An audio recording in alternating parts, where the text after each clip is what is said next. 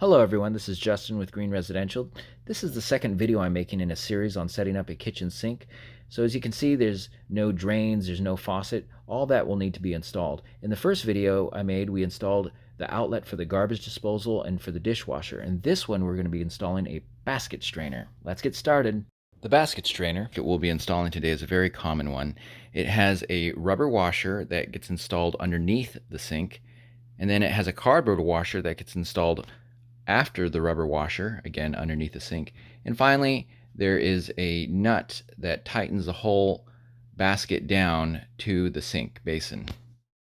You'll also need plumber's putty for this project. You can find plumber's putty at most home improvement big box stores such as Home Depot or Lowe's. It's not very expensive, about $4 or $5. What you want to do with the plumber's putty is create a rope about ½ an inch thick and place it around the opening in the basin for the strainer. Now, you want to make sure the basin is very clean. Any dirt or debris that gets in contact with that plumber's putty can affect the seal, which will be problematic. Once you've installed the plumber's putty, you'll want to remove the nut and the washers from the basket strainer and slide the basket strainer through the opening in the sink basin. On the underneath side of the sink, you'll want to first install the rubber washer and then the cardboard washer and then the nut. You can screw the nut on by hand as far as it can go. What you're going to be doing is you're going to be pushing that plumber's putty, the excess plumber's putty, out through the seal area. It'll ooze out, and it's going to get challenging to continue to turn that. So I recommend using a screwdriver to push the nut on. You can use a hammer and tap the screwdriver. You'll also probably need the help of a friend with a pair of needle nose pliers to hold the basket in place while you're underneath tapping that nut on. You want to get it really tight.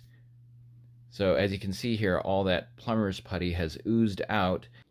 Then you can use a screwdriver to clean up the excess plumber's putty. I'm using basic tools here that most homeowners have. However, they do have specialty tools that you can use to install basket strainers. Once you've installed the basket strainer, you're going to want to test for leaks. To do that, fill the basin up with water and let it sit for a while.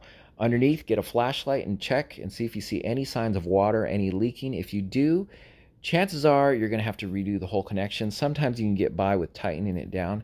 So it behooves you from the very beginning to use sufficient plumber's putty and to tighten it down tight. In this video, we're not going to be testing for leaks as the drainage system is not hooked up yet. But just remember that the job is not done until you've tested for leaks. That's very important.